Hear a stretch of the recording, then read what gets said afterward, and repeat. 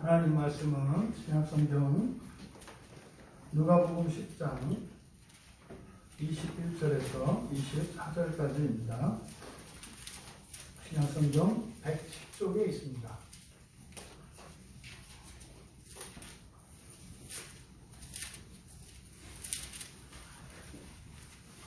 우리가 한 목소리로 함께 읽겠습니다. 그때에 예수께서 성령으로 기뻐하시며 이르시되 천지에 주신 아버지여, 이것을 때롭고 슬기 있는 자들에게는 숨기시고 어린아이들에게는 나타내심을 감사합니다.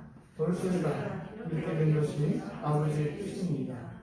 내 아버지께서 모든 것을 내게 주셨으니 아버지 외에는 아들이 누구인지 아는 자가 없고, 아들과 또 아들의 소원대로 계시를 받는 자 외에는 아버지가 누구인지 아는 자가 없나이다 하시고, 제자들을 돌아보시며 조용히 이르시되 너희가 보는 것을 보는 눈은 복이 있도다.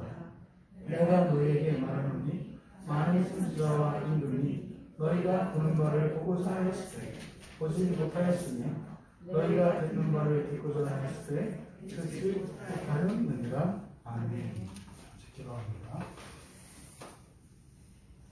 진리의 영이신 성령님, 이 시간 설교되어지는 이 하나님의 말씀을 통하여 참된 생명의 진리가 선포되게 하시고 들려지게 하시며 깨달아지고 믿어지게 하셔서 말씀으로 날마다 저희들을 구원하시는 하나님의 놀라운 은혜가 모두에게 임하는 시간 되게 하옵소서. 감사하며 예수님의 이름으로 기도하옵나이다. 주일 예배에 참석하신 여러분들을 주님의 이름으로 환영하며 축복합니다. 지난 한 주일간 여러분들의 삶의 노고, 그리고 여러분의 인생의 힘듦이 오늘 이 예배를 통해서 위로가 되어지고 새 힘이 공급되는 시간 되기를 바랍니다. 그래서 매 주일마다 우리가 왜 예배를 드려야 하는지 그 이유가 분명해지고, 또 예배를 통해서 주시는 그 은혜와 유익이 여러분들이 정말 한 주를 살아가면서 그 하나님의 은혜를 경험함으로 더욱 주일 예배를 우리가 기대하고 사모하고, 또 그렇게 우리의 기대가 채워지는 그런 은혜가 오늘도 우리 모두에게 임하기를 축원합니다. 설교의 제목은 그리스도인만의 기쁨입니다. 그리스도인만의 기쁨. 세상이 사람들이 누리는 기쁨이 있습니다. 또 그리스도인이 누리는 기쁨이 있습니다. 그런데 세상 사람이나 그리스도인이나 똑같이 누리는 기쁨이 있습니다. 또 그리스도인은 누리지 못하지만 세상 사람들만 누리는 기쁨이 있습니다. 또 그리스도인들은 누리지만 세상 사람들은 누릴 수 없는 그리스도인들만의 기쁨이 있습니다. 그래서 이게 크게 세 가지 영역으로 기쁨을 나눌 수가 있어요. 오늘 설교의 제목은 그 가운데 그리스도인만의 기쁨, 그리스도인들만 누릴 수 있는 기쁨입니다. 만약에 그리스도인이 아닌 세상 사람들만 누릴 수 있는 기쁨은 무엇이겠습니까? 이것은 하나님의 뜻에 반하는 것으로 얻는 기쁨이죠. 이거 죄의 일락이라고 합니다. 죄를 지음으로써 얻을 수 있는 이런 육체적이고 말초적인 기쁨들, 이것은 그리스도인이 아닌 사람들만 누릴 수 있는 기쁨입니다. 이거는 그리스도인도 죄를 지을 수 있지 않나? 그런 정도를 말하는 게 아니에요. 절대적으로 신앙이 있는 사람은 할 수 없는 일들과 행동들, 생각들이 있습니다. 그런 세계가 있어요. 그래서 오늘은 주님의 말씀을 통해서 정말 우리들 그리스도인으로서 우리들만 누릴 수 있도록 하나님께서 허락하시고, 그건 무슨 말입니까? 반드시 누려야 하는 겁니다. 반드시 누려야 하는 그 기쁨이 무엇인지 오늘 말씀을 통해서 우리가 깨닫고, 또 그 말씀이 믿어져서 여러분의 인생 안에 정말 그 기쁨으로 여러분의 인생이 만족스러워지고 그리고 감사할 수 있게 되기를 바랍니다. 21절에 이제 한 절씩 살펴보게 됐는데, 이 본문은 사실상 바로 앞에 70인의 귀환하여 사역을 보고한 내용이 이어지는 내용이에요. 근데 보통 이 본문을 예수님의 이제 예수님의 기도로 많이 이해를 합니다. 왜 그렇게 이해를 하냐면 뒤에 있는 내용이 이제 아버지께 우리말 성경에 보면 기도하는 내용으로 되어 있죠. 아버지 이러이러합니다. 이렇게 했습니다. 기도하는 내용으로 번역이 되어 있는데 이것은 이제 다분히 이게 이제 예수님의 기도다라고 하는 전제를 가지고 이렇게 이제 맞추어서 해석을 한 겁니다. 그런데 이 문맥은 지금 사역을 파송되었던 70제자들이 돌아와서 예수님께 기뻐하며 그들이 사역복을 했지 않습니까? 그 연장선상 안에서 바로 예수님께서 제자들에게 기뻐하라고 20절에서 또 명령을 하세요. 기뻐하면서 돌아와서 사역을 보고한 제자들에게 너희들이 그 하나님 나라 복음을 선포할 때 그것과 함께 나타나는 권능, 그것 때문에 깜짝 놀랐지? 그것 때문에 너희들 지금 다 기뻐하고 있는 거지? 그런데 그것이 아니라 하나님 나라에 너희의 이름이 기록된 것으로 기뻐해라 라고 말씀을 하셨잖아요. 그래서 그 20절의 연장선상에서 지금 그것을 설명해 주시는 겁니다. 그 예수님의 명령이 무슨 의미인지, 또 왜 그래야 하는지, 그리고 그 기쁨이 의미하는 바가 무엇인지를 가르쳐 주시는 본문이에요. 먼저 21절의 내용을 좀 나누어서 우리가 살펴보면 그때에 예수께서 성령으로 기뻐하셨다 그래요. 여기서 이제 그때라고 하는 것은 그대로 하면 그때 이렇게 있습니다만 그냥 같은 때예요. 동시라는 거죠. 동시에 이런 뜻입니다. 동시에 예수님께서 기뻐하셨다. 동시에는 뭐겠습니까? 바로 20절에 예수님께서 제자들에게 기뻐하라고 명령하셨을 때예요. 카이레테, 그래서 명령문이거든요. 기뻐해라 이렇게 말씀하셨는데 그와 동시에, 그러니까 말하는 순간에 같이 있는 뜻이죠. 근데 우리가 문자로 기록을 하면 동시에 표현할 수가 없어요. 그림이나 음악은 그게 가능해요. 그림이나 음악 속에는 두 사람의 감정이나 두 사람의 것을 동시에 이렇게 나타낼 수 있어요. 이렇게. 그림도 마찬가지고 음악도 마찬가지고. 근데 글은 그렇게 할 수가 없어요. 글은 논리에 따라서 앞서고 뒤서고 나타내야 합니다. 그래서 여기에 있는 어떤 사물을 그림으로 나타내면 있는 그대로 이렇게 그리면 되는데, 근데 말로 설명을 하려면 그렇게 할 수가 없어요. 그래서 앞에서부터 하든 위에서부터 하든 아래서부터 하든 시작이 있고 끝이 있죠. 이런 것처럼 지금 이 성경은 문자로 기록되었기 때문에 그런 시간의 구애를 받습니다.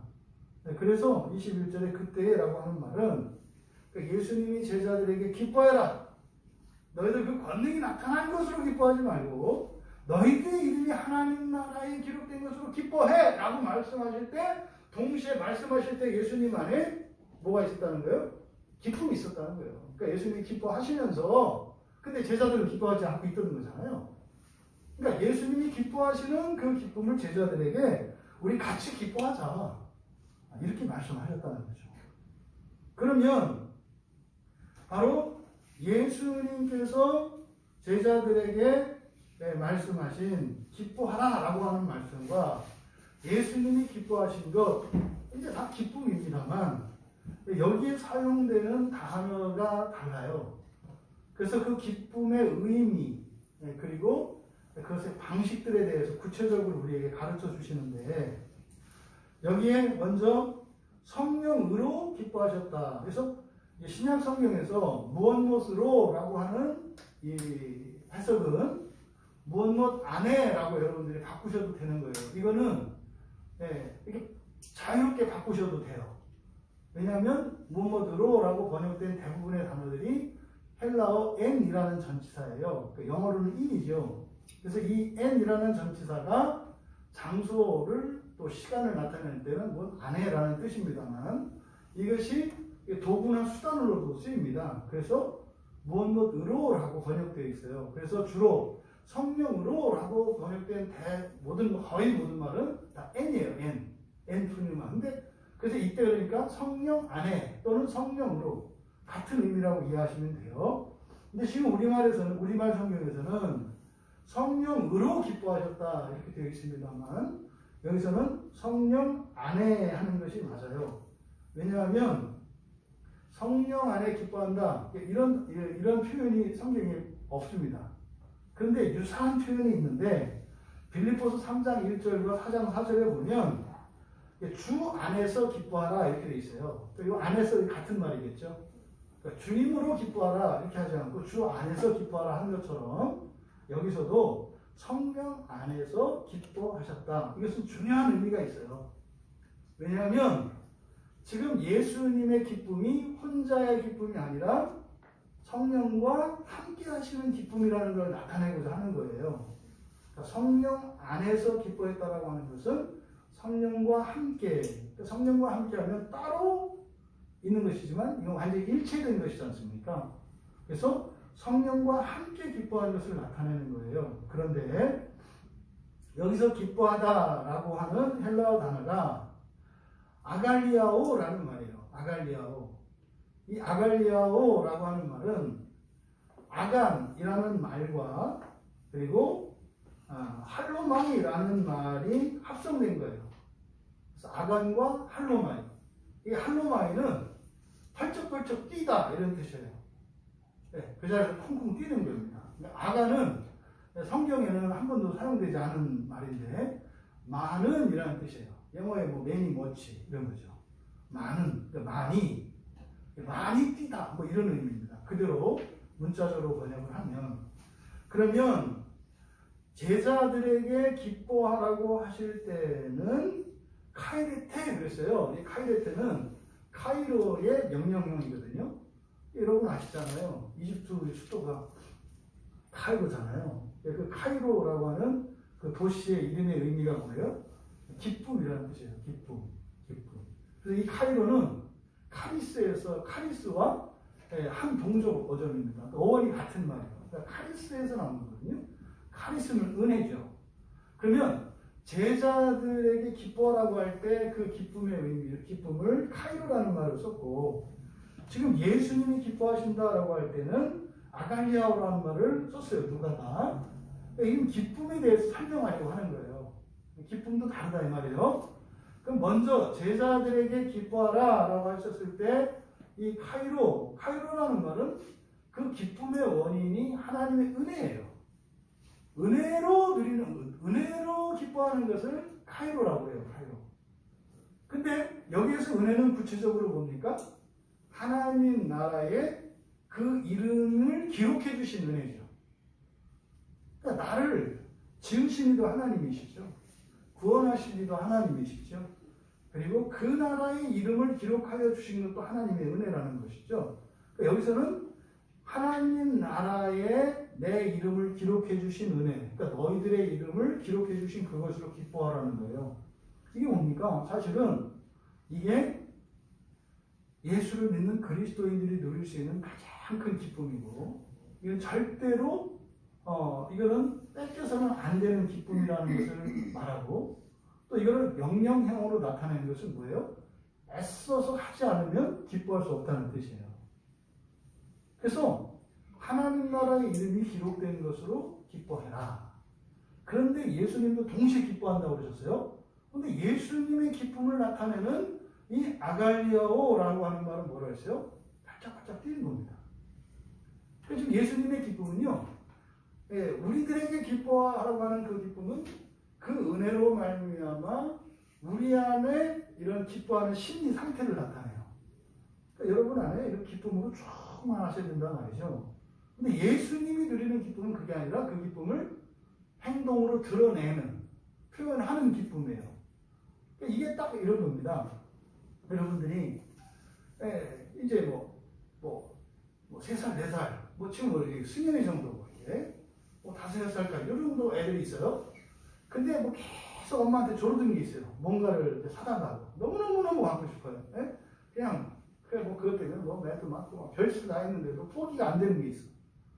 근데 어느 날 저녁에 아버지가 다 그걸 들어보셔. 그럼 그거 받아든 아이가 어떻게 하겠어요? 벌써 수영이 생각이 나요. 막 뛰어다니고 막 요거. 이게 지금 예수님이 기뻐하셨다고 하는 이 아날리아오입니다. 그러니까 지금 이거는 주체할 수 없는 기쁨이죠. 그러니까 표시되지 않을 수 없는 기쁨. 사실은 여러분들이 이런 기쁨을 다 누려본 적이 있다고요. 이렇게 신앙생활 하다 보면 그런 기쁨이 있어요. 그러니까 지금 예수님의 그 기쁨을 이렇게 얘기하고 있다. 그러면 지금 여기서 말씀하신 것 이건 뭡니까? 그러니까 예수님께서는 사실은 성령께서 행하신 일로, 그러니까 성령 안에서니까 성령께서 행하신 일로 성령과 함께 기뻐하셨다는 거죠. 근데 그때 제자들에게 요구하신 것은 뭐였어요? 하나님 나라의 이름을 기록해 주신 그 하나님의 은혜로 기뻐하라는 것이었습니다. 그러니까 지금 여기서 초점은 지금 그 기쁨에 있고 함께하는 데 있어요. 뒤에 이어지는 내용을 보면 이르시되 천지의 주제이신 아버지여 이러해서 감사합니다. 지금 우리말 성경에는 당신께라고 하는 역격 대명사가 생략되어 있어요. 그래서 당신께 감사합니다. 이 중간에 있는 내용은 감사하는 것이요. 감사하는 내용이 중간에 들어가 있죠. 그런데 여기서 천지의 주제이신 아버지여 당신께 감사합니다. 이 감사하다라는 말이 이게 좀 번역이 자연스럽지가 않습니다. 근데 이렇게 번역한 이유는 이걸 좀 기도문으로 이것을 번역을 하려고 하다 보니까 이렇게 감사하다. 그러니까 이거를 의역하면 감사하다라고 하는 의미를 가질 수도 있어요. 근데 이걸 이제 마치 하나님께 기도하는 것처럼 기도문으로 작성을 하다 보니까 이렇게 번역을 한 거예요. 여기서 지금 감사하다라고 번역한 이 단어가 에크와 호물로게오라는 말의 합성어예요. 호물로게오 여러분들이 신앙 고백할 때 시인하다, 인정하다 이런 뜻이거든요. 그럼 이 에크라고 하는 접속사를 같이 붙여서 엑소몰로게오라는 뜻이에요. 엑소몰로게오라는 헬라어 단어예요. 그럼 이 엑소몰로게오는 이 호몰로게오, 이게 동의하다, 시인하다 이런 뜻인데 이게 이제 강조하기 위해서 에크라는 말을 붙이는 거거든요. 그러니까 이거는 전적으로 동의한다 이런 뜻이에요. 전적으로 동의한다. 그러니까 아버지가 하신 거 저도 전적으로 동의해요. 이런 뜻이에요. 그러면 이 단어가 마태복음 3장 6절, 마가복음 1장 5절, 사도행전 19장 18절에서는 어떻게 번역했냐면 죄를 자복하다라고 번역을 했어요. 지금 감사라고 번역한 단어가. 참 뜻이 많이 멀죠. 자복한다는 것과 감사한다는 것. 그러니까 감사한다는 것은 사실 뭐예요? 받은 것을 인정한다는 의미로 지금 한 건데, 근데 사실은 그렇게 감사하다라는 말을 가지고 이해하기가 쉽지 않죠. 또 빌립보서 2장 11절에는 시인하다 이렇게 번역했고요. 누가복음 22장 6절에서는 허락하다라고 번역을 했고, 또 야고보서 5장 16절에는 고백하다라고 번역이 되어 있어요. 그러니까 여기서 지금 우리가 일반적으로 이해하는 그 감사 그런 의미가 아니다. 이걸 말씀을 드리는 거예요. 이것은 뭐예요? 전적으로 동의한다. 하나님께서 하신 그것에 대해서 예수님도 전적으로 동의한다. 100% 동의한다. 이 얘기를 한 겁니다. 그러면 동의하신 게 뭐냐? 그 중간에 있는 내용이죠. 이것을 지혜롭고 슬기 있는 자들에게 숨기시고 어린 아이들에게 나타내신 것. 이것을 누구에게는 숨기시고 누구에게는 나타내신 것. 이것에 대해서 전적으로 동의합니다. 어쩌면 저하고 생각이 똑같으세요. 이런 뜻이에요. 그러면 이 내용 이렇게 예수님과 하나님, 성부 하나님, 아버지 하나님의 전적으로 일치한 그 뜻, 그게 뭐냐? 근데 이 내용을 우리들이 많이 오해합니다. 내용을 보니까 지혜롭고 슬기 있는 자들에게는 숨기시고 어린아이들에게는 나타내셨대요. 여러분들이 지금 이 문맥을 읽어보면 여러분들이 어떻게 이해가 되세요? 아, 슬기로운 자들이나 지혜로운 사람들한테는 감춰놓으셨고 어린아이들한테 나타나셨다는 거구나. 그러니까 이제 문자적으로 이제 우리말 성경을 보고 이걸 가지고 어떻게 설명하는 거예요? 여러분, 이렇게 여러분들이 지혜롭고 슬기 있는 자가 되려고 하지 마세요. 오히려 그들에게는 하나님이 숨기세요. 여러분들은 어린아이와 같이 되셔야 합니다. 왜? 하나님은 어린아이들에게 나타내시는 거거든요. 지금 방금 제가 한 말에 거부감이 있으세요? 네? 뭐요? 여러분 잘난 체 하지 마세요. 잘난다고 해서 되는 게 아닙니다. 차라리 좀 어리숙하고 좀 모자란 사람이 되세요. 왜요? 그 사람들에게 하나님이 나타내시거든요. 이 말이 여러분들한테 거부감 있게 들리시냐고. 거부감을 갖는 분들은 잘 사신 분들이고, 제가 한 말이 편안한 분들은 대충 사신 분들이에요. 그런데 이런 사고가 교회 안에 있어요. 글쎄요, 사회생활 잘하고, 이렇게 출세하고, 이렇게 명성을 얻고 이랬던 사람들이 교회 오면 기주고, 무슨 죄진 것 같아. 내가 부자야. 그래서 부자이기 때문에 숨도 못 쉬어. 왜? 죄가 많은 것처럼 봐. 나는 근데 가난해. 세상에서 아주 뭐 사람들한테 우습게 하는 사람이야. 근데 교회 오면서 이렇게 힘이 쫙 펴지는 거고, 바깥에서 이렇게 막 그 친분이 높고 세상 이런 사람들이 교회 오면서 이렇게 쪼그라드는 거죠. 이런 일이 실제로 교회 안에 많이 일어나요. 이런 일이. 우리나라 초대교회 때 그 한국 교회사를 보면 굉장히 은혜롭고 또 가관도 아닌 그런 일들이 일어나요. 이게 뭐냐면 한 교회에서 주인과 머슴이 함께 예배를 드리는 거예요. 옛날 조선시대는 굉장히 엄격한 신분사회잖아요. 그러니까 주인하고 머슴은, 주인은 마루 위에 있는 거고 머슴은 항상 마당에 있는 거예요. 같은 높이에 있지도 못하는 거예요. 그래서 어떻게 해요? 주인이 내려와서 걸으면 머슴은 땅에 엎드리잖아요. 왜? 높이가 같으면 안 되니까. 그러면 밥상을 같이 해요. 이거는 있을 수가 없는 일이에요. 또 그 예배는 조선시대 사람들의 사고방식으로는 예배하고 비슷한 게 뭐예요? 제사 아니에요. 머슴이 제사를 지내는데 주인하고 같이 제사를 같이 드린다고요? 있을 수가 없는 일이죠. 그런데 교회에서는 이게 일어나는 거예요. 지금은 별다른 게 아닙니다. 그때 당시에 이런 사고방식으로 있을 수가 없는 일이 교회 안에 일어난다고요. 그래서 집에 주인과 머슴이 한 자리에 앉아서 예배를 드리는 일이 일어나요. 근데 평양에 있는 어떤 교회에서 아주 경건한 불신자가 있었는데 이 집이 한 집 주인이고 머슴이에요. 네. 그래서 두 사람이 장로 후보에 올랐어요. 장로를 뽑는데.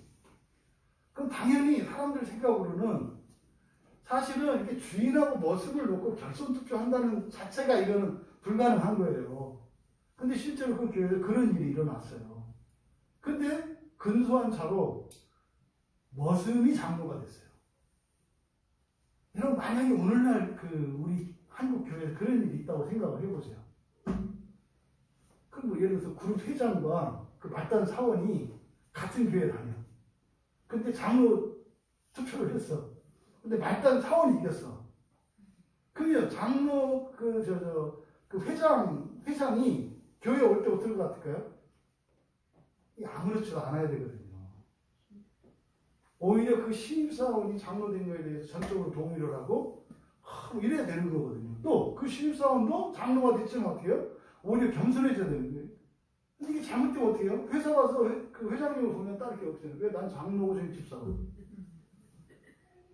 근데 이런 일이 교회 안에 실제로 일어나요. 그럼 여러분, 제가 자주 말씀드리잖아요.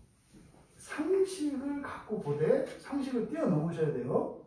상식을 무너뜨리시면 안 돼요, 성경을. 그럼 여기서 보세요.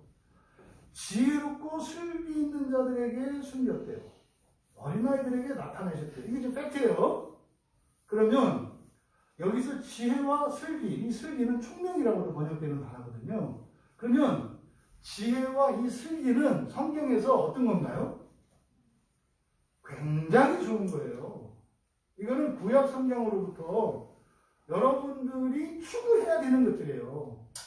그리고 이 지혜와 슬기는요, 하나님의 계시, 하나님의 말씀을 이해하는 것과 관계되어 있어요. 그러니까 지혜도 없고 슬기가 없으면요, 못 알아먹어요. 굉장히 좋은 거라고요. 그럼 보세요.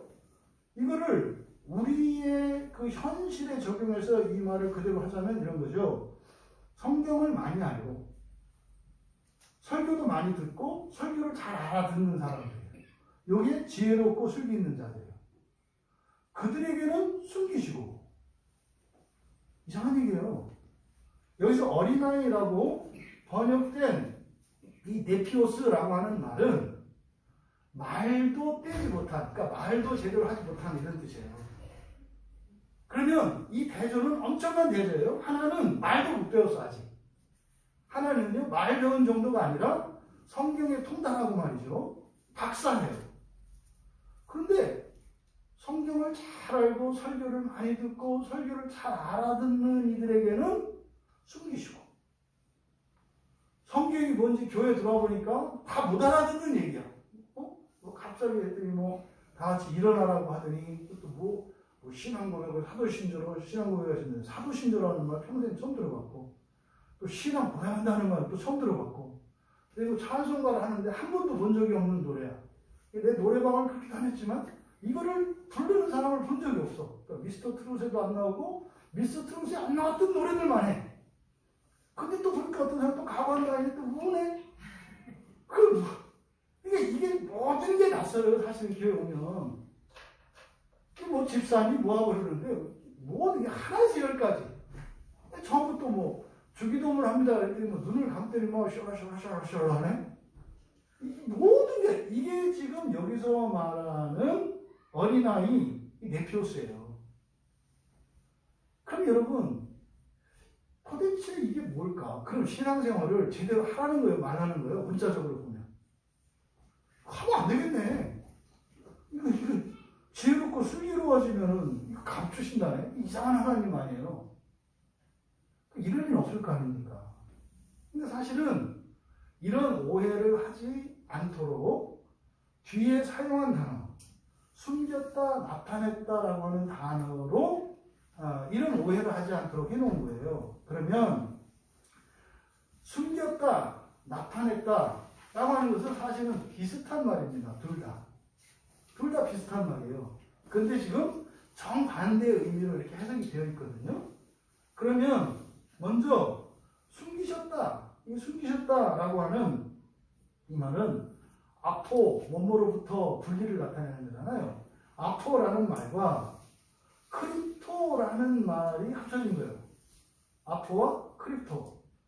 그러니까 이 아포와 크립토, 크립토도 크립토가 숨기다라는 뜻이에요. 숨기다. 또 뒤에 드러내다 할 때 드러내다라고 하는 이것은 아포라는 말과 칼립토라는 말의 합성어예요. 근데 크립토나 칼립토나 둘 다 똑같이 감춘다는 뜻이에요. 둘 다.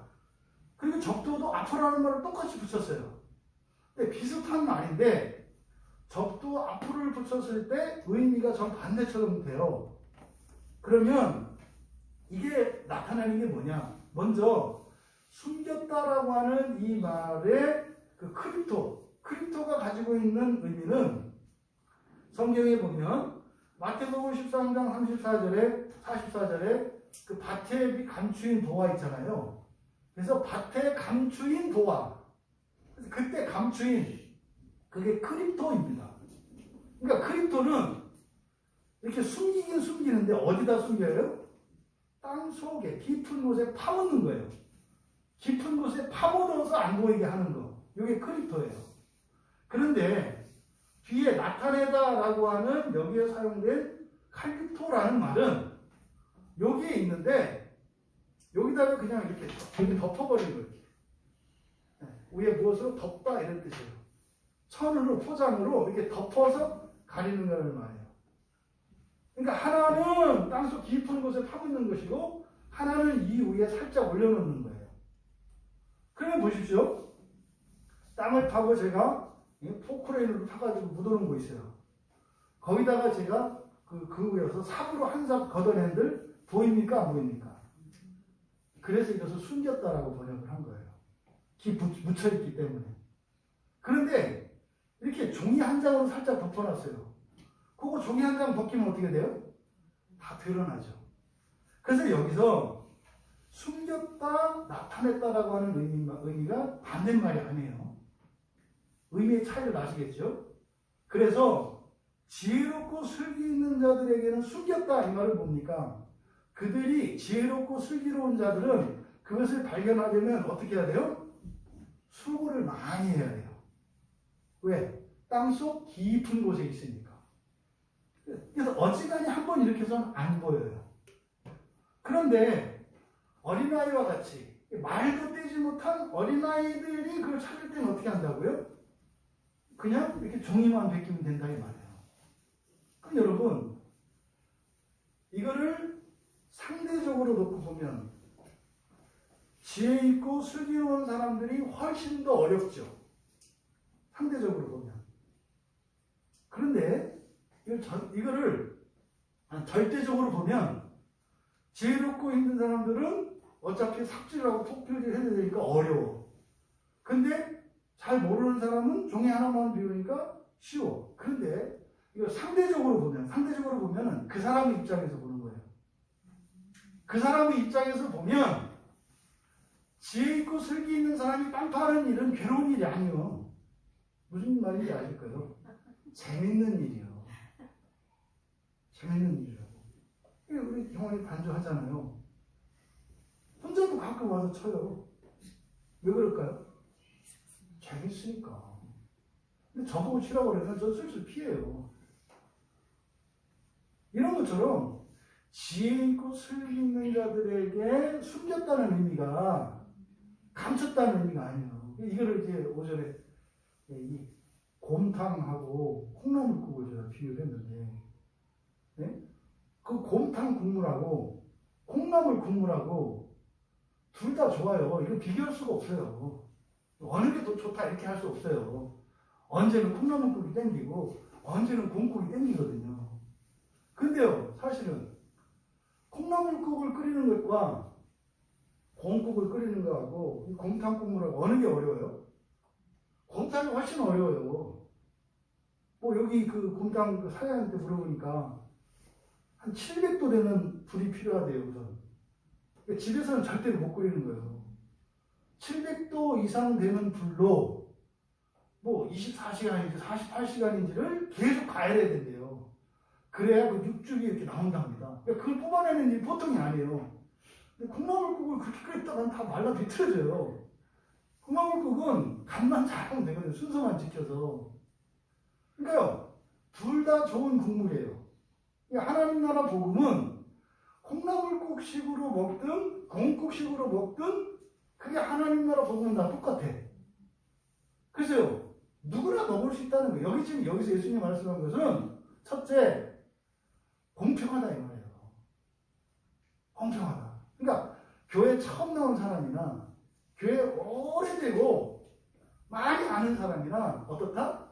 공평하다 이 말이에요. 똑같이 누구나 다 똑같이 하나님의 복음을 들을 수 있다.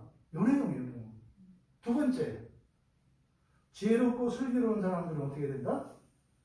지혜와 슬기를 다 써야 돼요. 지혜와 슬기를 다 써야 그 은혜를 받는다고.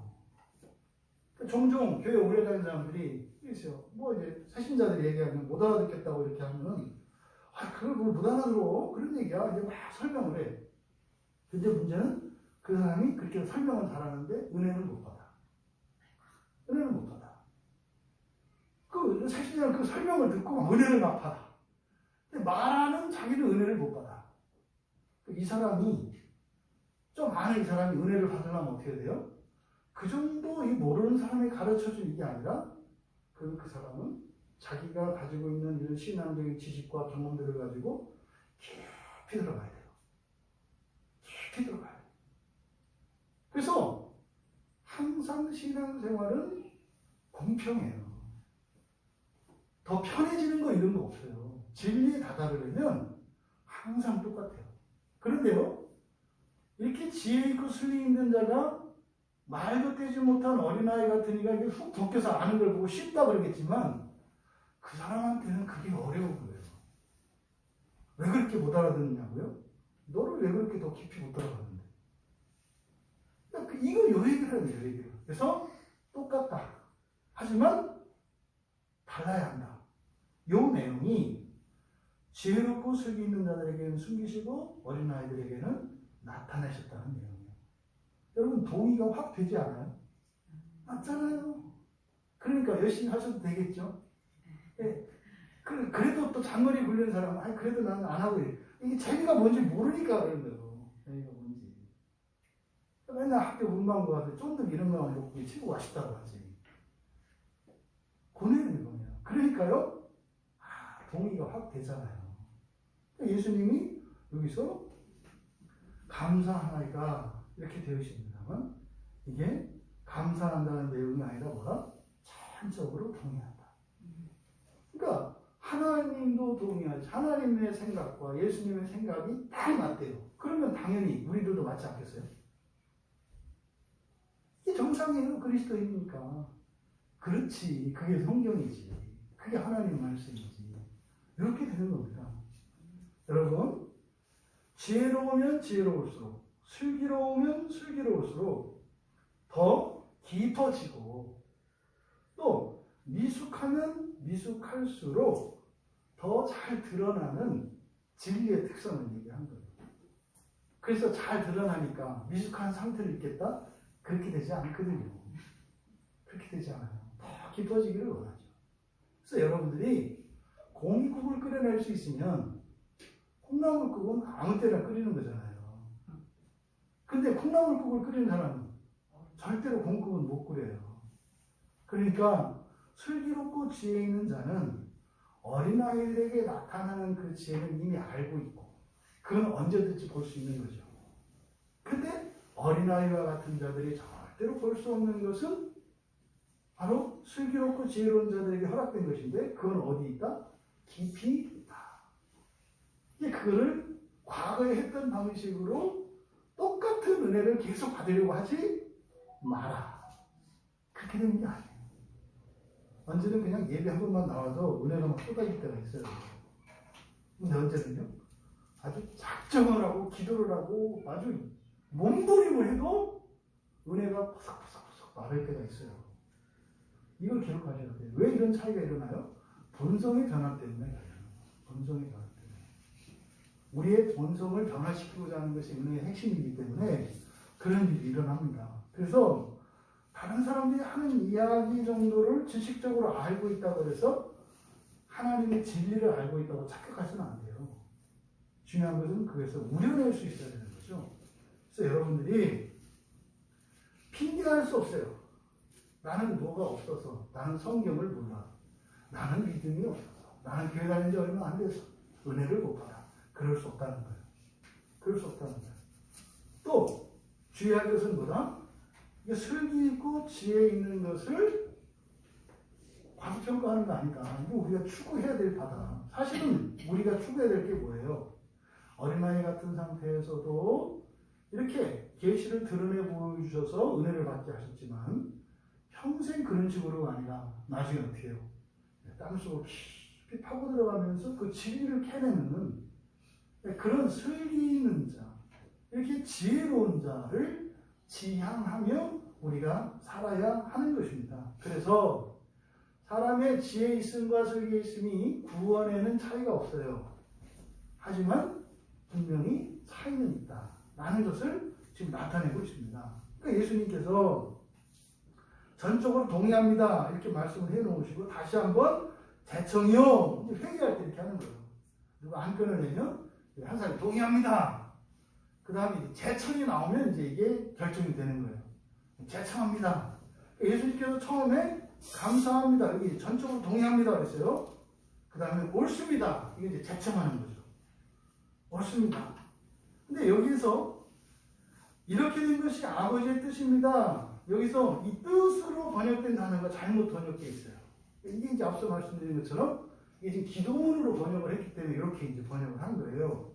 여기서 뜻이라고 번역된 아버지의 뜻으로 번역된 단어가 유도키아라는 말이에요. 유도키아. 이 유도키아는 기쁨이에요. 유도키아. 근데 이 유도키아는 뭐냐? 하나님의 뜻이 완전히 성취되어서 만족스러운 상태에 느끼는 기쁨이에요. 그러니까 하나님께서 계획하신 일이 있잖아요. 그게 딱 이루어졌어요. 그걸 이제 창세기에서는 뭐라 그래요? 창세기 1장에서는 보시기에 좋았더라. 보시기에 좋았더라. 그게 바로 유독해요. 그러니까 보시기에 좋은 기쁨. 그러니까 하나님 뜻대로 다 이루어진 그 기쁨. 그게 유독해요. 여러분들도 그럴 때 있잖아요. 어떤 일을 딱 했어. 집에 청소를 하셔도 쭉 할 때가 있고 뭔가 빌 때가 있잖아요. 어느 날은 다 감상할 수 있을 때가 있다고요. 딱 치웠는데 내가 했지만 너무 마음에 들어. 그래서 식탁에 앉아서 커피 한 잔 쫙 마시는데 포기해 좋았더라. 여기 유독해야 상태예요. 이 지금 하나님이 느끼시는 거예요. 그래서 지금 4절은 사역을 하면 이렇게 돼요. 옳습니다. 여기 지금 왜냐하면이라는 접속사 빠져 있어요. 왜냐하면 이와 같이 당신 앞에서 이것이 기뻐하심이 되었기 때문입니다. 이게 지금 여기서 말씀하고자 하는 말은 바로 뭡니까? 아버지의 기쁨이에요. 아버지의 기쁨. 그러니까 이런 거죠. 아버지가 집에 딱 가서 선물 들고 갔어요. 선물 들고 딱 갔는데 엄마도 마음이 좋잖아요. 왜? 그게 이제 뭐 가게부 쪽에서 이렇게 하려니까 뭐 울컥해서 사줄까도 했지만 사실은 사줄까 말까 이제 고민하고 있었는데, 근데 애가 너무 갖고 싶어 해서 고민하고 있었다고요. 근데 어느 날 남편이 딱 그걸 들고 와서 어쨌든 사고를 친 건 마찬가지인데 남편이 사고를 친 거 아니에요. 근데 애가 좋아서 쫙쫙쫙 뛰는 거죠. 이게 지금 예수님의 기쁨이에요. 쫙쫙 뛰는 게. 그리고 성도들에게, 그러니까 제자들에게 기뻐하라고 하는 것은 아내, 엄마의 기쁨과 같은 거예요. 그리고 아버지의 기쁨. 그래서 딱 사주고 막 바짝바짝 뛰어다니는 그 아이를 보고 아버지가 느끼는 그 촉촉함. 요게 지금 유독히하예요. 그러니까 이 세 가지 종류의 기쁨을 21절에서 말씀하는 거예요. 근데 하나 그 다른 의미를 말씀드렸습니다만 핵심은 뭐예요? 기쁨의 일치예요. 기쁨의 일치. 제자들의 기쁨, 예수님의 기쁨, 성령님의 기쁨, 성부 하나님의 기쁨, 기쁨의 일치. 근데 그 기쁨의 일치의 원인이 되는 게 실질적으로는 뭡니까? 하나님 나라에 그들의 이름이 기록된 거예요. 근데 하나님 나라의 이름이 기록되는 원리는 뭐예요? 지혜로운 자나 미숙한 자나 구원이 일치하는 거예요. 지혜로운 자나 미숙한 자나 일치하는 구원이에요. 그러니까 하나님 나라의 이름이 기록되는 것은 하나님의 은혜로 되는 것인데 사람의 자질이나 정도나 수준에 따라서 차별이 없이 똑같이 이루어진다 이 말이에요. 바로 이 내용을 지금 말씀하고자 하는 겁니다. 그러니까 21절의 내용을 정리를 하면 그런 거잖아요.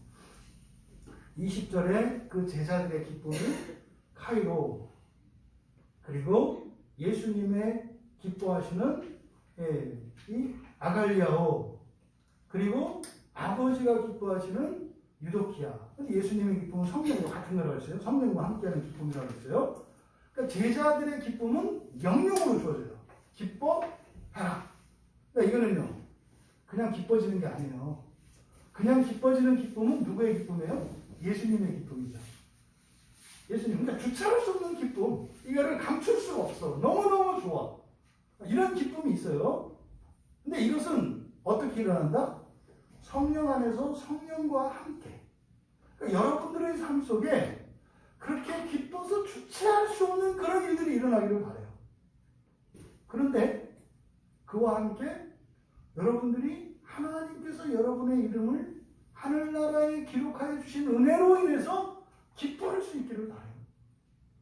또 아울러 하나님 아버지가 느끼셨던 아주 흡족해 하시는 그 기쁨, 그 아버지의 기뻐하심이 그 아버지 뜻과 관련되어 있잖아요. 그 아버지의 뜻에 부합하는 그 기쁨이 여러분에게 있기를 바랍니다. 그래서 이 세 가지 종류의 기쁨을 예수님께서 교훈하고 계시다.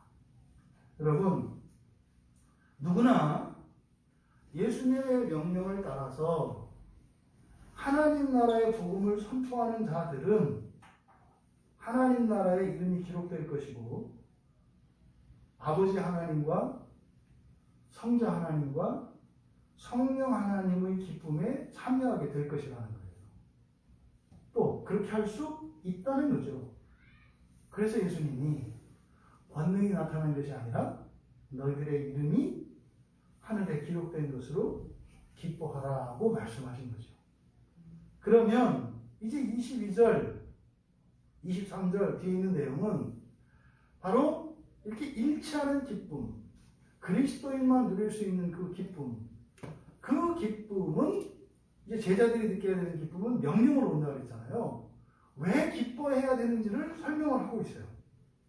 22절을 보면 내 아버지께서 모든 것을 내게 주셨으니 아버지 외에는 아들이 누구인지 아는 자가 없고 아들과 또 아들의 소원대로 계시를 받는 자 외에는 아버지가 누구인지 아는 자가 없나이다 하시고, 이건 사실은 아버지께 말씀했다 그랬지만 이거는 누구 들으라고 하는 거예요? 제자들 들으라고 하는 거예요. 제자들 들으라고. 지금 기뻐하라고 명령을 하시고 나서 이렇게 말씀하시는 것은 제자들로 하여금 기뻐할 수 있도록 가르쳐 주시는 내용이에요. 먼저 이 내용을 좀 나누어서 살펴보면 우리말 성경에는 22절의 전반부를 아버지께서 내게 주셨다 이렇게 능동태로 주어를 아버지로 만들어서 했잖아요. 그러니까 이거는 이제 아버지께 기도하는 기도문이니까 아버지께서 이렇게 이제 한 것이고, 이거는 제자들을 염두에 두고 있기 때문에 원문은 수동태로 되어 있어요. 그 주어가 모든 것이 주어입니다. 모든 것이 나의 아버지에 의해 나에게 주어졌다 이렇게 되어 있어요. 모든 것이 나의 아버지에 의해 나에게 주어졌다. 이 말에 여기서 모든 것이 의미하는 바가 뭐냐? 여기에는 여러 가지 해석이 있을 수 있어요. 근데 핵심은 그거죠. 모든 것이 예수님께 주어졌다. 뭡니까? 모든 주권이 주님께 있다는 거죠. 모든 주권이 예수님께 있다. 이게 핵심이에요. 그런데 그 주권이 누구로부터 온 것이다? 누구에 의한 것이다? 아버지로 인한 것이다. 그러니까 지금 여기서는 모든 주권을 가진 예수님. 근데 그 주권은 아버지에 의해서 이루어진. 이게 지금 계속 일치에 대해서 설명하려고 하는 거예요. 일치에 대해서. 주권의 일치. 아버지가 가졌던 모든 주권이 아들에게로 양도된 것을 말하는 겁니다. 왜 이 얘기를 할까요? 뒤에 있는 내용, 그 다음 아버지 외에는 아들이 누구인지 아는 자가 없다. 있어요.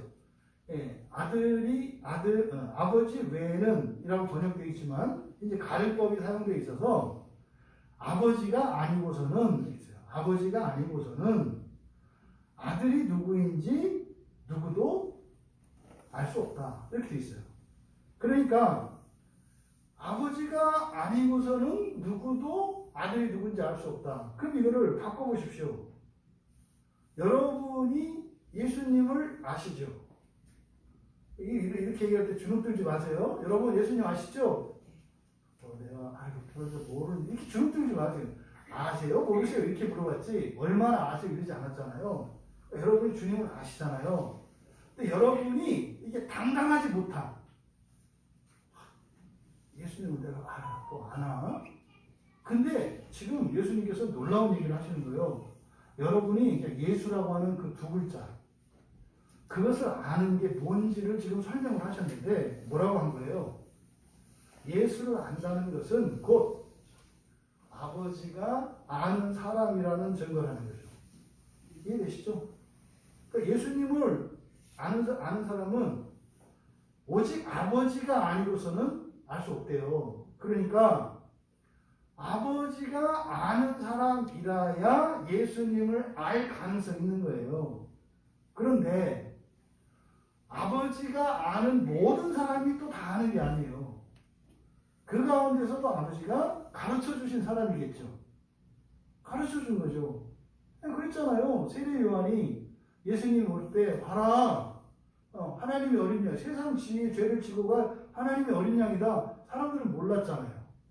요한만 알았잖아요. 근데 거기에 있는 사람들, 아버지가 다 아는 사람들이잖아요. 근데 그 가운데에서 세례 요한에게만 가르쳐 주셨잖아요. 그러니까 이렇게 가르치잖아요. 그러니까 예수님을 아는 일이 최소한 세례 요한 반열에 든다는 거예요. 안 믿어지시죠? 아닌데 세례 요한은 위대한 분인데 이게 문제예요. 자기가 아니라는데 누가 뭐라고 하겠어. 그럼 세례 요한과 다르지 않은 게 여러분이라고 지금 예수님께서 말씀을 하는 거예요. 그러니까 예수라고 하는 이 두 글자를 안다는 게 이게 보통 일이 아니구나. 보통 일이 아니구나. 이걸 지금 말씀하신 거예요. 여기서 여러분들이 이렇게 지각을 확 깨주셔야 돼요. 왜요? 안 믿거든요. 목사님 한번 그래도 그 별거 아닌데 그게 아니라고 얘기를 하는 거예요. 그래? 이게 그런 일이라고? 그래야 그 다음에 어떤 일이 일어나는데 여러분의 믿음이 딱 가려버리니까 그 다음 일이 안 일어나는 거예요. 다음으로 아들과 아들의 소원대로 계시를 받는 자 외에는 아버지가 누구인지 아는 자가 없다. 이게 또 반대네요. 하나님을 아는 자는 아들, 예수님이죠. 그리고 예수님의 소원대로 계시를 받는 자, 이게 또 반대로 얘기하네.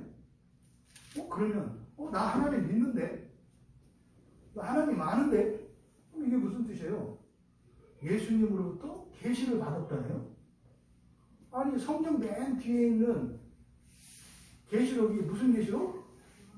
요한계시록. 요한이 어떻게 썼어요? 계시를 받아서. 그러면은 하나님을 아는 사람은 계시를 받은 사람이라네? 그러니까 세례 요한이나 여러분이나 요한계시록을 쓴 사도 요한이나 여러분이라네? 이게 여러분들은 여러분들에게 있는 정말 그 귀한 장점들과 귀한 능력들이 여러분들은 보통 별거 아니게 여기거든요. 우리 교회 그런 분들이 많아요. 다른 분들은 다 그를 막 부러워하고 존경하고 이러는데 항상 본인들 물어보면은 그 별거 아니래. 그게 별거 아니면 당신이 말하는 별거 아닌 거를 가지고 있는 나를 볼 때 당신이 나를 얼마나 별거 아닌 이하로 보지 않겠냐고. 그잖아요. 엄청 잘해. 아주 특별한 은사를 가지고 있어. 근데 별거 아니래. 그건 겸손이 아니라 교만이라니까. 그럼 어떻게 돼요? 자기만큼 안 되는 사람은 인간 이하라는 얘기예요. 왜? 자기가 가진 장점이 기준이야. 그럼 거기에 못 미치는 사람은 인간 이하지. 잘 생각해야 돼요, 여러분. 이런 현상이 우리에게 일어나요. 그러니까 하나님이 우리 보고 깜짝깜짝 놀란다니까. 하나님이 우리를 이렇게 변화시켜놓고 딱 놓으면 그때는 잠깐 감사한데 그 다음부터는 당연한 게 돼요. 그러니까 하나님은 맨날 놀란데 우리들은 그냥 덤덤해요. 하나님 좀 요란스러우셔. 좀 유난스럽지 않은가? 맨날 그에게 똑같은 걸 갖고 뭘 이렇게 놀래시고 뭘 기뻐하시는데 뭘 이쁘대. 당연한 거 아닌가? 우리들과 하나님 이렇게 달라요. 여러분 여기서 하나님을 아는 그 일은 예수님만이 알 수 있는 것이고 예수님으로부터 계시를 받은 사람만 알 수 있대요. 그런데 여기서 말입니다. 우리말 성경에 소원대로 이렇게 번역되어 있잖아요. 아들의 소원대로. 근데 이 단어가 굉장히 중요한 단어예요. 성경에서. 이 소원이라고 하는 게 여러분 소원과 소망이 어떻게 다르다고 그랬어요? 소원과 소망. 우리의 소원은 이루어질 수도 있고 이루어지지 않을 수도 있죠. 근데 소망은 이루어진 거예요, 이미. 현재 지금 여기 있는 시간적으로는 미래지만 이루어진 것은 과거라고요. 그래서 소원과 소망의 차이거든요. 그럼 여기서 아들의 소원대로 이렇게 하게 되면 이건 이루어질 수도 있고 안 이루어질 수도 있는 거 아니에요. 근데 여기서 소원이라고 번역된 단어는 블로마이라는 뜻이에요. 블로마이라는 단어를 이렇게 번역했어요. 블로마이는 작정하다라는 작정하다. 작정한다는 게 뭔지 아시죠? 성경에서 작정한다는 게 우리가 사용하는 작정하다와 성경의 작정하다는 달라요. 성경에서 작정하다라는 말의 의미는 이 세상이 창조되기 전에 하나님께서 반드시 이루시겠다고 세워놓은 불변하는 계획. 이게 작정이에요. 이게 작정.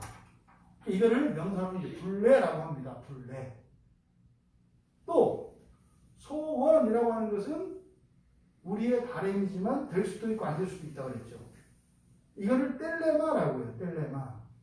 그러니까 이 텔레마는 될 수도 있고 되지 않을 수도 있어요. 뒤에 24절에 이제 가보시면 24절에 가면 보고자 하였을 때 그래요. 많은 선지자와 임금이 너희가 보는 바를 보고자 하였을 때, 보고자 했다. 이게 소원했다. 소원했다.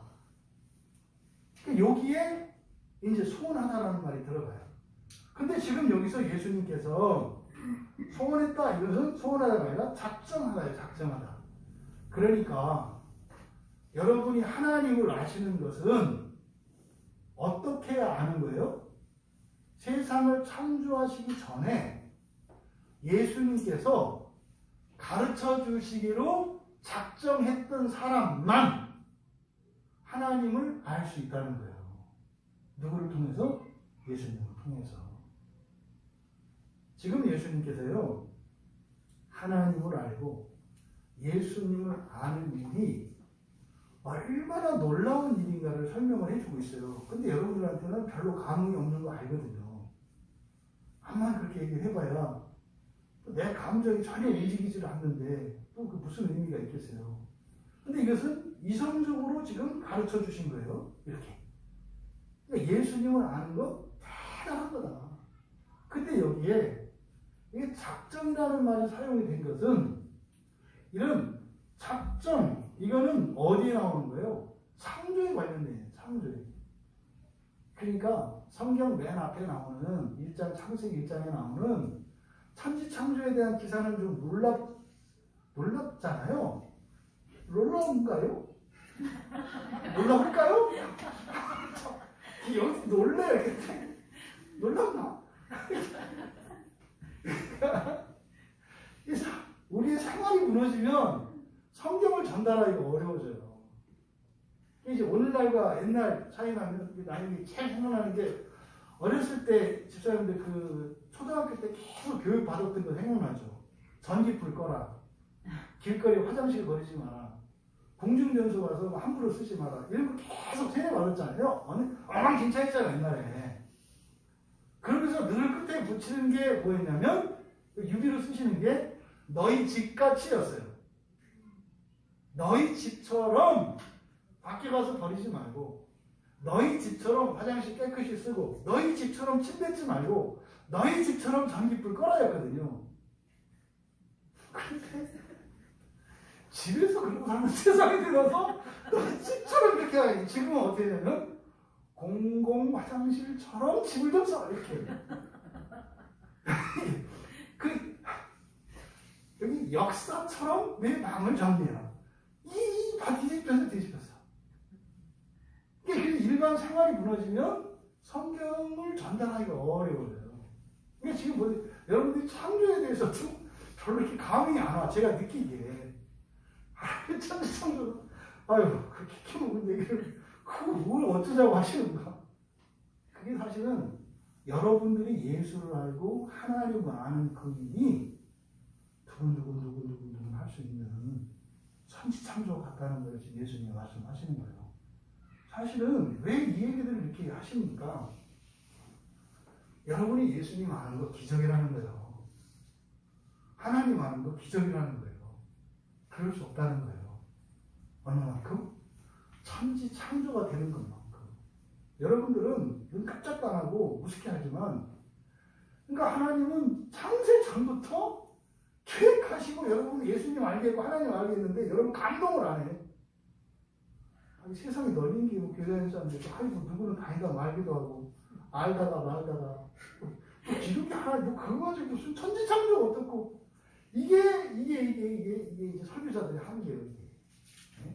천지창조에도 그냥 잠잠한 성도들에게 지금 하나님의 구원의 역사를 설명하려고 하니, 뭘로 감동을 주겠냐. 그러니까 이제 만만한 게, 조명을 켜고, 음악 켜고 해가지고, 그렇게 해서 정신 빼놓고 했다가 끝나고 또 이런 식으로 갈 수밖에 없어요. 여러분, 하나님께서 여러분이 예수를 알고 하나님을 아는 일이 성부 하나님과 성자 하나님께서 천지를 창조하시기 위해서 계획하시고 그것을 실행하셨던 것과 똑같은 일이다. 오늘 여러분들이 교회 나와서 예배를 드리게 된 건 이게 여러분들에게도 큰 수고이고 큰 힘을 낸 것이겠습니다만 제발 알아달라는 거예요. 나도 너 오늘 예배 드리는데 나도 기여한 거 있다. 수천 년 전부터 나는 오늘 너의 이 예배를 위해서 준비했고 그거를 방해하는 귀신들, 사단 마귀들을 없애고 오늘 이 시간을 위해서 내 길을 열어줬고 이렇게 한 거다.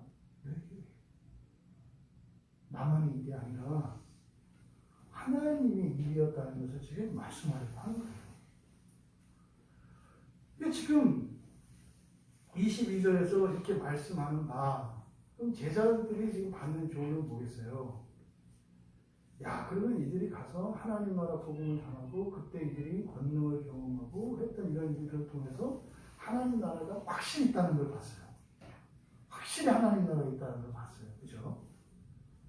그러면서 그 하나님 나라가 확실히 나를 위해 준비된 것이고 내가 거기에 속하는 그 일이 사실은 하나님께서 세상을 창조하시기 전부터 성부 하나님과 성자 하나님이 이렇게 같이 애를 쓰시고 일하신 결과라고 얘기를 하는 거죠. 이게 단순히 가서 전도하고 이런 사건이 아닌 거죠.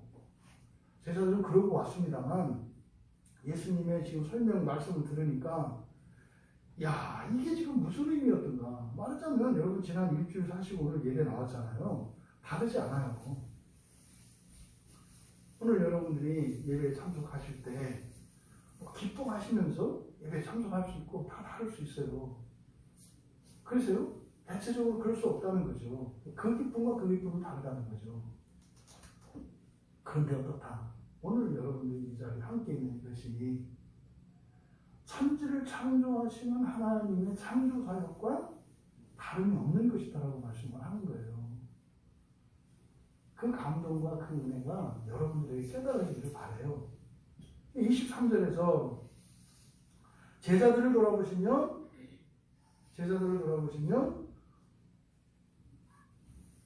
조용히 이르시되 너희가 보는 것을 보는 눈은 복이 있도다.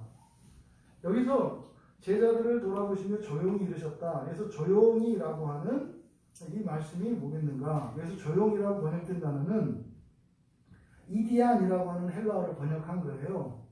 그래서 이렇게 목소리를 낮춰서 살살 얘기했다 이런 의미가 아니라 이 이디안은 개인적으로라는 뜻이에요.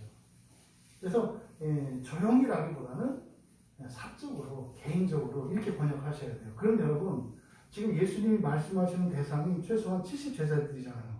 어떻게 했다는 거예요? 한 명 한 명을 데리고 말씀하셨다는 거예요. 한 명씩 한 명씩. 그러니까 사실은 예배 가운데에서 제가 혼자 여기서 설교합니다만 성령께서는 여러분들 가운데 개인적으로 한 사람 한 사람에게 말씀하시죠. 요 얘기를 하는 거죠. 예수님께서 70명의 제자들을 한 명씩 한 명씩 말씀하셨대요. 이제 앞에 설명해서 제가 분위기가 빠뜨렸는데 이것을 지혜롭고 이것을 감추고 나타냈다고 그랬잖아요. 21절에서. 이것을이 의미하는 바. 그러니까 원래 성경 원문은 복수형으로 되어 있어요. 이것들. 21절에 이것들을 지혜롭고 슬기 있는 자들에게는 숨기시고 아이들에게 나타내셨습니다. 이것들이라고 되어 있어요. 이것들은 뭐겠어요? 앞에 있는 내용이죠. 첫째로는 제자들이 사역 보고한 거예요.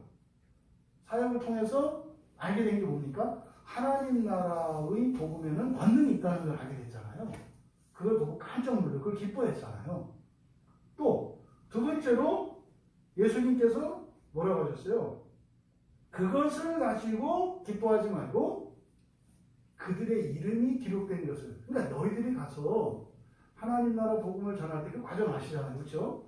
이 사도들과는 다르게 능력도 안 주시고 그냥 하나님 나라만 전하라고 해서 아유 그래 우리는 사도가 아니니까 뭐 이러고서 갔더니 하나님 나라 복음을 전했더니 막 권능이 나타났죠. 권능이 나타나는 게 뭐예요?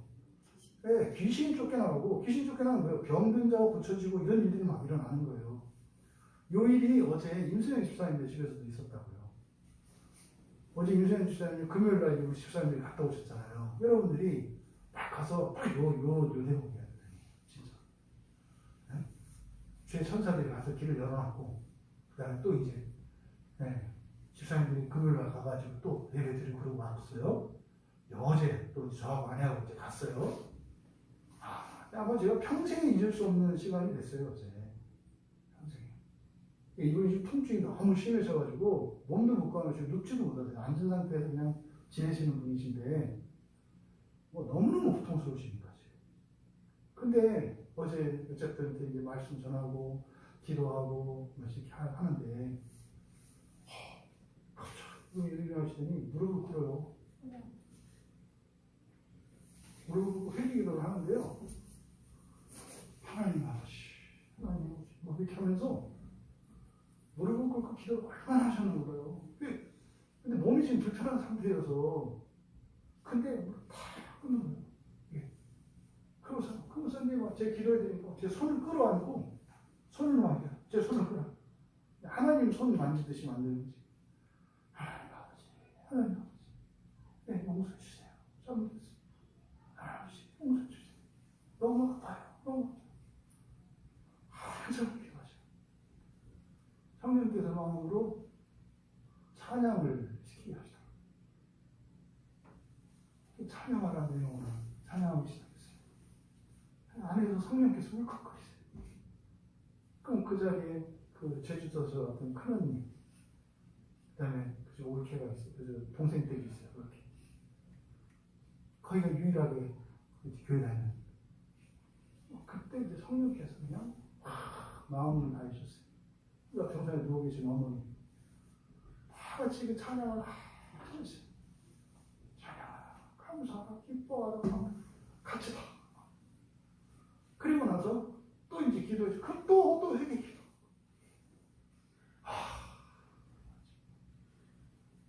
정말 어둠이 있던 곳에 빛이 들어오는 것 같은 일이 어제 있었어요.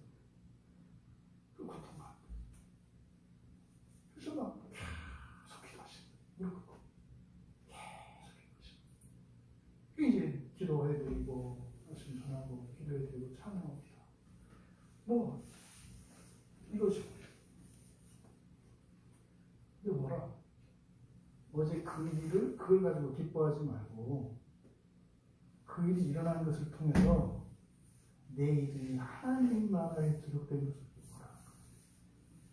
예수님께서 제자들에게 하신 말씀이잖아요. 그거요. 이것들을 나타내시고 감추시고 깊이 감추시고 살짝 놓게 하셔서 뭐요? 누구나 다 맛볼 수 있게. 하지만 쉽지는 않게. 뭐요? 어린아이에게 나타내셨다고 하는 것이 뭐예요? 어린아이는 어린아이의 열심으로 그걸 알게 되는 거고요. 성숙한 자는 성숙한 자의 열심으로 알게 되는 거예요. 그런 기준이 없어요. 각자에 맞는 최선과 열심을 통해서 그것을 알게 하셨다는 거잖아요. 그러니까 바로 여기서 이것들이라고 하는 것은 바로 이 두 가지예요. 하나님 나라의 복음의 권능 확실히 받죠. 어제 그 김동희 집사님이 저희들이 오고 나서 한 10분인가 막 우리 돌려고 일찍 오셨다는데 시간이 너무 늦어서 나왔거든요. 오늘 아침에 김동희 집사님이 그렇게 고백하세요. 목사님 좀 깜짝 놀랐어요. 그 처갓집에 딱 갔는데요. 집이 환해요. 집이 환해요. 집이 바뀌었어요. 이런 거죠. 이런 일들이 여러분들에게 경험이 돼요.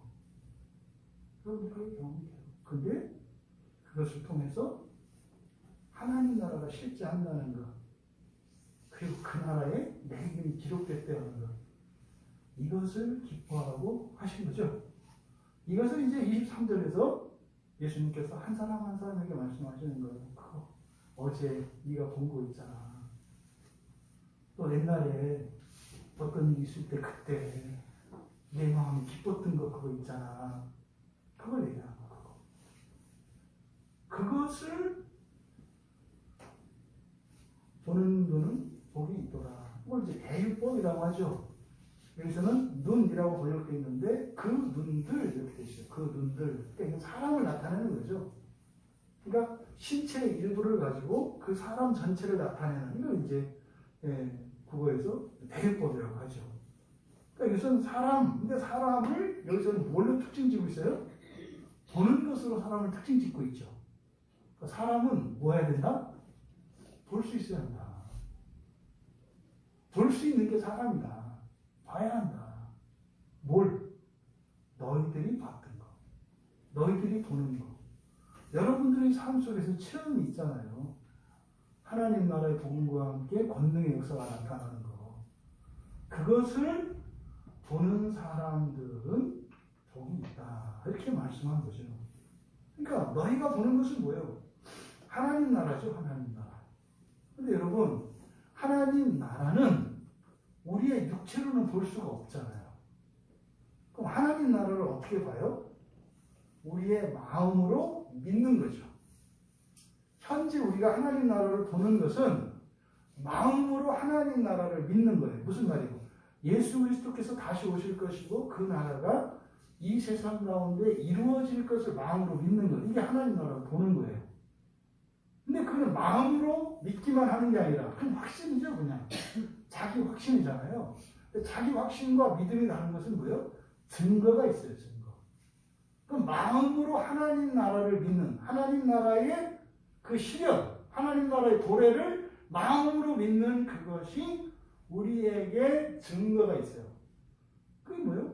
경험이 되죠. 생활 속에서 일어난 변화를 통해서.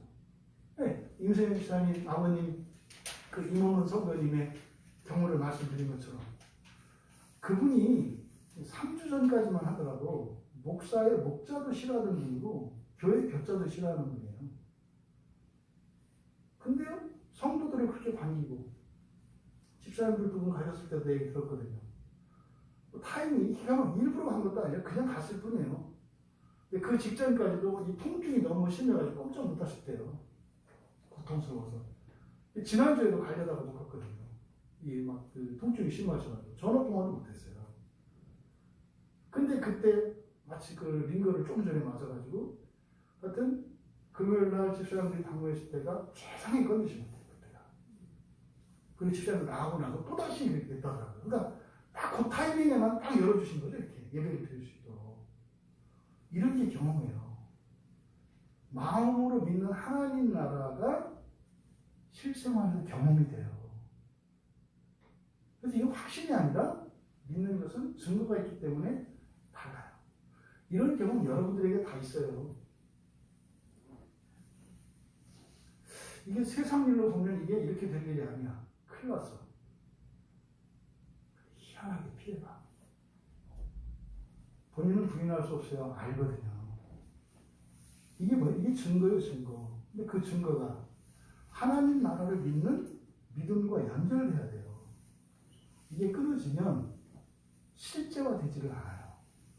그래서 마음으로 하나님 나라를 믿는 것과 생활 속에서 일어나는 경험이 항상 같이 맞물려야죠. 그렇게 하면서 하나님 나라에 대한 믿음이 더욱 견고해지고 확실해지고 그러면서 생활 속에서 이런 경험들이 더 커지고 계속되는 거예요. 그러면 아주 실존적이고 생생한 신앙인으로서의 삶을 포기하지 않고 살아가게 되는 거죠. 여러분, 사람은요, 하나님 나라를 봐야 복된 사람이에요. 무슨 말입니까? 이 세상을 살 동안 여러분들이 반드시 누려야 할 복, 반드시 받아야 되는 복이 있어요. 이게 뭐예요? 하나님 나라에 여러분의 이름이 기록되는 거예요. 이거를 여러분들이 반드시 받으셔야 돼요. 반드시. 또 이걸 봐야 복된 사람이니까 역으로 그 하나님 나라를 보는 사람은 복된 사람인 거죠. 여러분들이 하나님 나라를 마음으로 믿고 있습니까? 그리고 여러분들의 삶 속에서 그런 증거들이 경험되십니까? 여러분은 행복한 사람입니다. 지상에서 가장 행복한 사람들입니다. 이 말씀을 하는 거예요. 이 말씀. 지금 23절과 24절은요. 마태복음 5장에서 팔복을 선언할 때, 그 문장 구조하고 똑같이 되어 있어요. 네?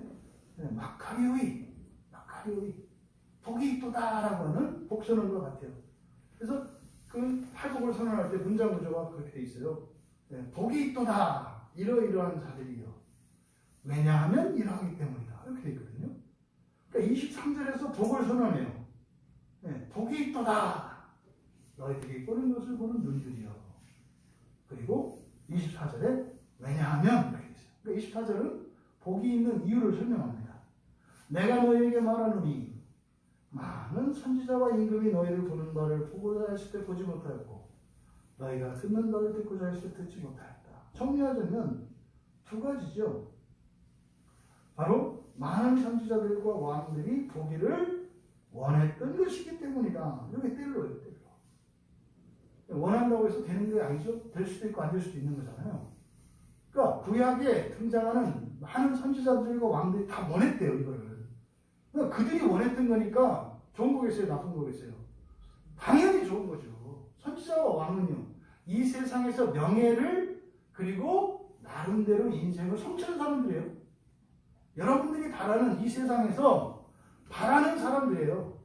흔히 말해서 출세한 사람들이에요, 선지자 왕들은. 그런데 출세해서 다른 사람들이 누리지 못하는 그런 기쁨과 복을 누렸음에도 불구하고 그들이 바라보던 복, 그게 여러분들이 하나님 나라를 보는 복이라고 말하는 거예요. 그러니까 그러니까 세상의 권세도 갖고 명예도 갖고 하나님의 이런 계시로 받았던 이들이 바라던 것이니까 그것을 보는 자는 복이 있는 거지. 맞잖아요. 또 그것이 뿐입니까? 그들조차도 본 적도 들은 적도 없기 때문이다. 이렇게 소원을 하긴 했는데, 원하긴 원했는데 들은 적도 없고 본 적도 없대요. 여러분, 그러면요, 구약에 등장하는 선지자들이나 왕들이 보지 못했던 것을 여러분들은 보는 것이고 듣지 못했던 것을 듣는 거라는 거예요. 여러분들이 듣는 이 신약 성경에 기록된 하나님 나라에 대한 복음, 너무나 당연하고 흔한 것처럼 여겨질 수 있어요. 또 여러분들이 우리 교회 단톡방에 보면 설교 또 올리니까 언제든지 들을 수 있잖아요. 근데 그게 뭘 이렇게 덕대고 뭘 기뻐요? 그게 대단한 거 아니잖아요. 넘쳐서 문제 아니에요. 네? 설교 쭉 듣다가 한번 삐끗해서 며칠 쉬면은 이게 밀리기 시작하면 정신 못 차리거든요. 계속 들을 때는 상관없어요. 근데 듣다가 한번 딱 쉬면은 막 숙제들이 막 몰려오기 시작하면 나중에 너그러지거든요. 저도 해봐서 알아요. 저도 설교를 듣기 때문에 딱딱 정해진 때 그 듣지 않고 한번 질서 넘기면 이게 거의 시작하면 숙제가 어마무시하게 쌓입니다. 순식간에. 그러잖아요. 우리한테는 오히려 버겁고 이런 거잖아요. 근데요, 요 얘기를 듣고 싶었다는 거예요. 근데 들을 수 없었다는 거예요, 여러분. 예수님께서 주신 이 가르침이 여러분들에게 실질적인 도움이 되길 바랍니다. 여러분, 정리합니다. 여러분들이 추구하는 최고의 기쁨은 뭔가요? 여러분들이 추구하는 최고의 기쁨. 이런저런 기쁨 다 있을 수 있습니다. 그런데 여러분, 그리스도인만 누릴 수 있는 그 기쁨을 누리시기 바랍니다. 그것을 본문에서 예수님께서 세 가지를 정리해 주신 거예요. 세 가지로. 네? 예수님과 같이 주체할 수 없는 기쁨. 어떻게? 성령 안에서.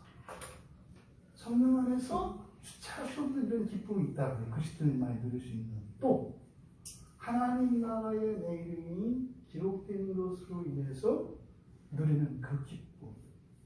또 하나님의 마음이 꽉 차서 여러분 마음속에 꽉 차는 그런 기쁨. 미래의 소망, 하나님 나라의 소망이 주는 기쁨. 여러분들이 막 그것을 주체할 수 없어서 그 표현하지 않을 수 없는 그런 기쁨. 또 여러분의 마음이 꽉 차는 그런 기쁨. 이것은 오직 예수를 믿는 그리스도인들만 누릴 수 있는 기쁨이라는 겁니다. 바라기는 세상에 이런저런 기쁨도 다 누리기를 바라요.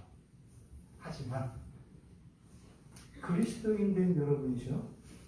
여러분만 누릴 수 있는, 이 세상에서는 아무도 누릴 수 없는 그 놀라운 기쁨을 누리시는 여러분들 다 되시기 바랍니다. 하나님 나라의 이름이, 두 번째로 하나님 나라의 이름이 기록된 것이 기쁘고, 삶 속에서 하나님 나라를 경험하는 자는 복이 있는 사람입니다. 여러분 잊지 마세요. 누가 행복한 사람입니까? 잊지 마세요.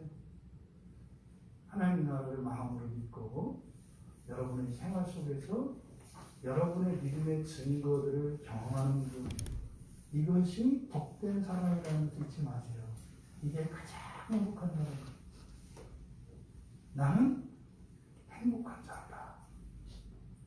이렇게 고백될 수 있는 여러분들 다 되시기를 바랍니다. 이렇게 되면 어떻게 될까요? 이거는요, 죽을 준비가 된 거예요. 죽어도 되고 살아도 된다는 말이에요. 사는 게 싫다는 의미가 아니에요. 죽을 준비가 됐다니까 손들어봐요. 요즘 많아요. 죽을 준비 된 사람들. 그전에 자살을 하는데 잘됐다. 그러니까 이런 얘기가 아니에요. 죽어도 되고 살아도 되는 거죠. 아무 차이가 없어요. 그러니까 내일 내가 죽든 살든 상관이 없다 이 말이에요. 왜? 하나님 나라 안에 있으니까 내 소망이. 여러분이 예수를 믿는 것과 하나님 나라의 이름이 기록된 것을 여러분이 혼동하시면 안 돼요. 정말로는 예수님을 믿으면 생명책에 기록이 됩니다. 생명책에 기록이 되는 것과 하나님 나라에 기록된 것은 달라요. 생명책에 기록된다는 것은 종말의 새하늘과 새 땅에 참여하는 것을 말해요. 하나님 나라의 이름이 기록되었다는 것은 예수님이 재림하셔서 성경에서 1000년 동안 통치한다고 하는, 일명 천년왕국이라고 하는 지상에 실현되는 그 나라의 통치에 참여하는 것을 하나님 나라의 이름이 기록된다고 얘기하는 거예요. 예수를 믿는 것과 예수를 믿어서 생명책에 기록되는 것과 하나님 나라의 소망을 두고 그 하나님 나라의 주님의 통치에 같이 참여하는 것은 구분하셔야 된다 이 말이에요. 이것이 구분이 안 돼요. 그리스도인들에게.